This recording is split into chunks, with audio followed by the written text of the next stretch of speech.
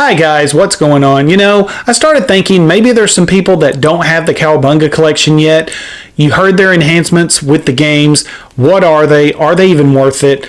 Maybe you have the Cowabunga collection and you don't even realize that enhancements are in fact a thing. I'll be the first to admit that I had already played through 2 of these games before I even realized enhancements were in it.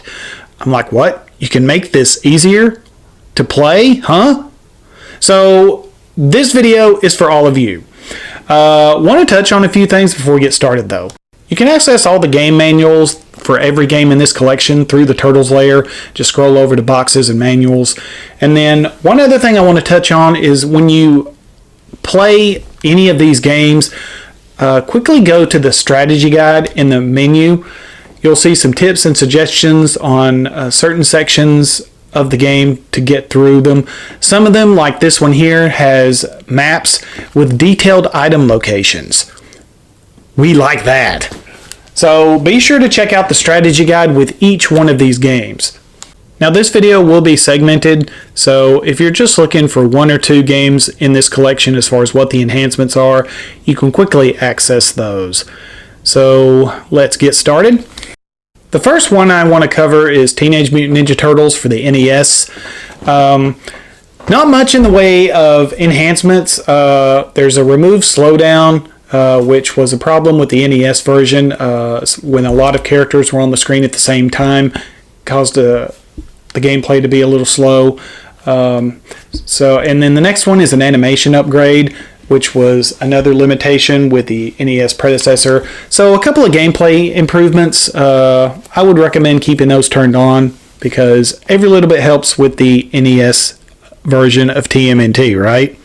And if you have no idea what I'm talking about or have never played it before, don't worry. After you play it for the first time, you will. And that wraps that one up. Next we have TMNT 2, the arcade game for the NES. The options here are a little bit more. You can set the starting level to any level in the game, so you're not confined with just the beginning here. Next, you have the gameplay improvements are here. There's an easy menu navigation. You can toggle on or off. God mode, become immune to most damage and able to defeat most enemies with a single hit. Yeah, thought you'd like that one. Extra lives, you can have up to 10 credits in the in-game options menu, so you have more chances if you die to respawn. Fancy jump kicks allows jump kicks to be performed earlier during the jump for more precision attacks. That's a nice feature. Wish I would have found that before I beat the game, but oh well. Them's the breaks, right? I think people that played this back in the day will appreciate that one. Next, we have TMNT 3, the Manhattan Project. The enhancements here start off about the same. You can select the starting level for anywhere in the game. And then you have the gameplay improvements. The easy menu navigation is here. Infinite lives. If you select this, you will never have to worry about losing the game. You also have a hidden easy mode that you can toggle on or off. So if you're having a hard time with the difficulty, you can adjust this. No shame in that at all. The games were made very differently back then. And if you don't believe me, just try to play Battletoads. Next, we have TMNT Tournament Fighters for the NES. Not much here. You have the gameplay improvements both here. And then the next one, Clash of the Hotheads. For those that don't know, Hothead is a playable character that is included in this version of Tournament Fighters. So you can have Hothead versus Hothead battles in Versus and Tournament modes. Next, we have TMNT, Fall of the Foot Clan for the Game Boy.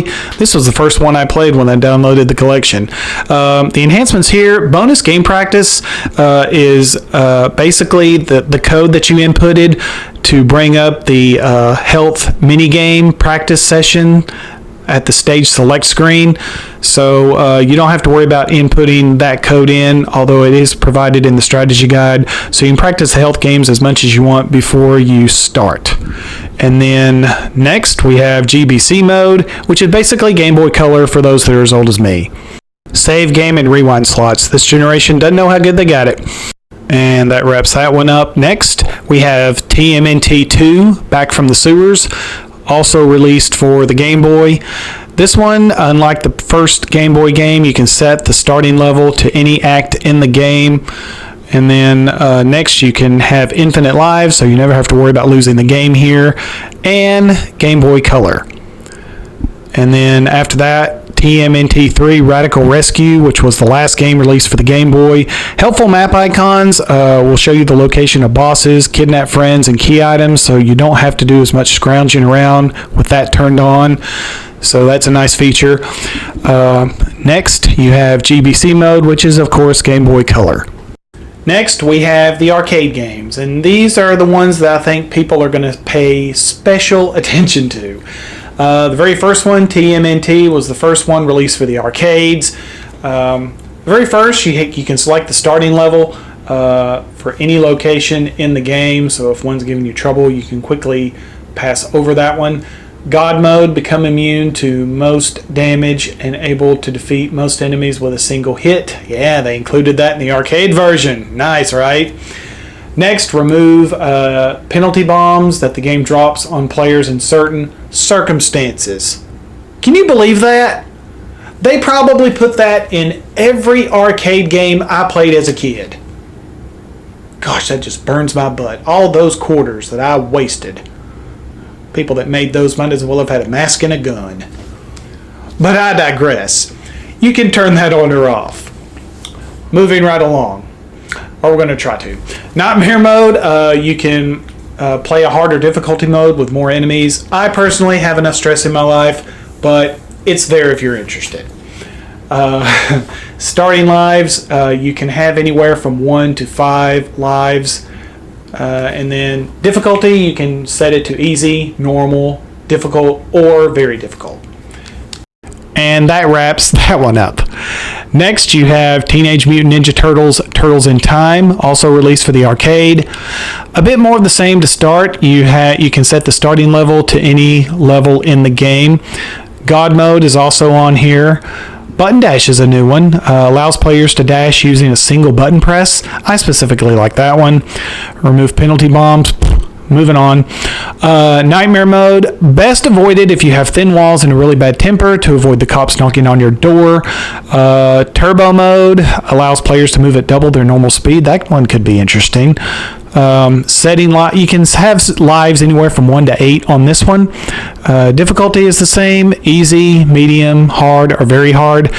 Game loop. You can loop the game to play instantly always, so if you have the day free or however long you can play it sneakily without your significant other coming in and turning it off.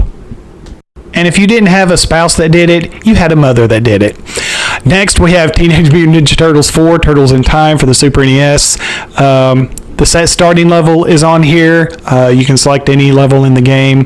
Button dash is on here to allow a single button press.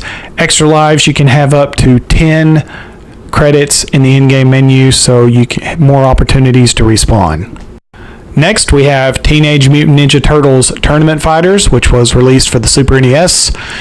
And playable bosses, you can play as either the Rat King or Karai in versus mode, so you can play with them and get accustomed with their attacks and powers and abilities.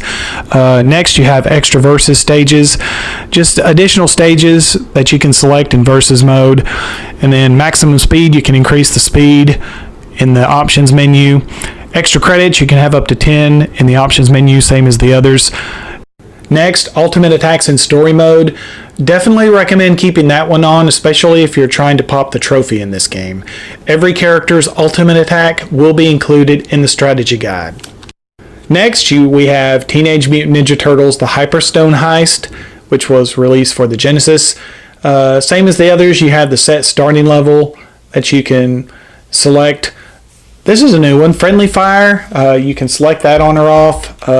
Maybe you have, I don't know, a friend or a cousin from Chatsworth come over. Maybe before he comes over, set that on and accidentally kill him a couple of times. Whoops! So sorry, Brandon. Didn't realize I left that on. Just throwing that out there. And finally, we have TMNT Tournament Fighters, which was released for the Sega Genesis. We only have one in this one, but it's a pretty good one. You can play as the bosses, either Triceraton, Krang, or Karai. And if you're trying for the trophy in this one, I definitely recommend giving Karai a try. And that's all there is to it, and I will see you next time.